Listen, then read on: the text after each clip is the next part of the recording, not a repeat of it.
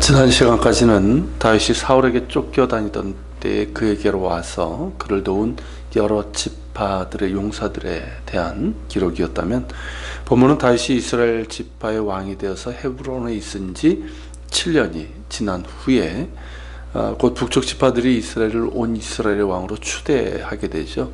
그때 일을 기록하고 있습니다.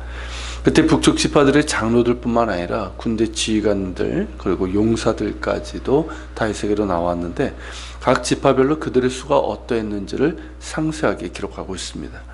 일단 지파들의 명단을 보면 어떻습니까? 12지파의 명단이 빠짐없이 등장하고 있고요. 베냐민 지파와 레위 지파, 그리고 레위 지파 중에서 아론의 가문, 그 제사장 가문까지 이 자리에 있었음을 기록하고 있습니다. 29절에 보면 베냐민 지파의 경우 사울에 속한 지파였기 때문에 아직도 태반이나 사울의 집을 따르고 있었지만 그 중에 나온 자가 3,000명이었다라고 기록하고 있습니다. 이때 헤브론에 온 이들의 총계, 이 본문에 나오는 수를 전체 합치면 30만 명이 좋게 넘습니다. 이는 모든 지파들이 다윗을 폭넓게 지지했음을 보여주는 것이고요. 다윗을 온 이스라엘의 왕으로 추대한 것은 일부 지파들만의 일이 아니라 모든 이스라엘 백성들의 합의에 의한 것임을 강조하고 있습니다. 그 합의에는 베냐민 지파도 참여를 했고, 성막을 섬기는 제사장들과 레위 지파들 역시 다윗에게 하나님의 뜻이 있음을 확인하고 있는 것이죠. 이는 23절에 기록된 대로 여호와의 말씀대로 사울의 나라를 그에게 돌리고자 한 것입니다. 다윗이 온 이스라엘의 왕이 된 것은 일찍이 사무엘을 통해서 예언된 것이고, 그리고 하나님의 뜻대로 된 것이지만 백성들의 합의가 필요했던 것이죠. 다윗이 하나님의 나를 왕으로 삼으셨으니 나를 따르라, 그런 식으로 한 것이 아니라는 것입니다.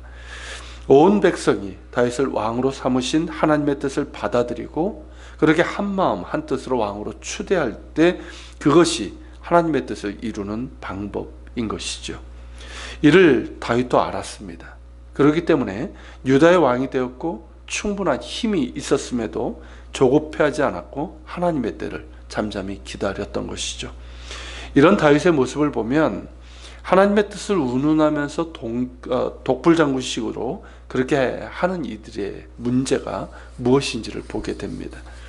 하나님께서는 개인을 부르시고 사명을 주시지만 동시에 함께 일하기를 원하십니다. 독불장군이 아니라 함께 하나님의 뜻을 나누면서 한마음 한뜻으로 당신의 일을 해나가길 원하십니다. 그런 면에서 다윗이 그 성숙함을 우리에게 보여주고 있는 것이죠. 그 성숙함이 온전히 하나님의 뜻을 이룰 수 있는 것입니다. 또한 38절부터 보면 이스라엘의 남은 자도 다 한마음으로 다윗을 왕으로 삼고자 했다고 했는데요. 여기서 이스라엘 남은 자는 헤브론의 이 왕이 추대식, 이 자리에 오지 못한 사람들을 말합니다. 모든 백성들 다 올 수 있는 건 아니지요. 하지만 왕이 추대식에 오지 못한 이들 역시 다윗을 왕으로 삼는 것을 지지했기 때문에 성심껏 음식을 준비해서 보냈고, 그래서 한마음으로 기쁘게 다윗 왕국의 출범을 기뻐했습니다.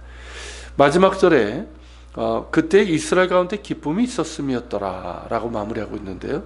그렇게 모든 이스라엘 백성들이 한마음 한뜻으로 다윗을 온 이스라엘의 왕으로 추대하는 큰 기쁨의 축제가 사흘간 헤브론에서 있었다는 것입니다. 하나님의 말씀을 따를 때에 기쁨이 있습니다. 그것을 하나님께서 기뻐하시고 말씀대로 따르는 자에게 기쁨과 평안을 주십니다. 다윗과 온 이스라엘 백성들에게 주신 것처럼 말입니다. 반면 사울은 어땠습니까? 이 기쁨과 평안을 몰랐습니다. 누리지 못했습니다. 하나님의 말씀을 계속해서 무시하고 불순종으로 거부했기 때문입니다. 그럴수록 더욱 완고해지고 피폐해졌고 결국 패망의 길로 가고 말았습니다. 사무엘이 사울에게 한 말처럼 순종이 제사보다 낫고 하나님의 말씀을 듣는 것이 수양의 기름보다 낫습니다. 그만큼 순종을 하나님께서 원하시고 그 말씀대로 따르는 자들을 기뻐하십니다. 예수님께서는 성부 하나님의 뜻을 행하며 온전히 이루는 것이 당신의 양식이다라고 요한복음 4장에서 말씀을 하셨습니다. 더불어서 우리에게 주님의 계명을 지켜서 주님의 사랑 안에 거하라고 하셨습니다. 그렇게 할 때 주님의 기쁨이 우리 안에 충만하게 거하게 될 것이다. 요한복음 15장에서 그렇게 말씀을 하셨죠. 우리가 주님 말씀하신 그 기쁨을 알기를 원하고 또 충만하게 누릴 수 있기를 소망합니다. 즉 순종의 기쁨이고 우리의 순종을 기뻐하시는 주님의 기쁨입니다. 더불어 우리의 순종을 통해서 주님의 뜻이 이루어지기를 소망합니다. 같이 기도합시다. 주님, 오늘 다윗과 이스라엘 온 백성들이 하나님의 말씀대로 따를 때에 그곳에 큰 기쁨이 있었습니다. 예수님께서 나의 양식은 아버지의 뜻대로 행하는 것이다. 너희도 나의 말대로 행할 때에 나의 기쁨이 너희 안에 충만하게 거하게 될 것이라고 말씀하셨습니다. 주님, 우리의 기쁨이 주를 기뻐하는 것이 되게 하시고 주님의 말씀대로 행하는 것이 되게 하여 주옵소서.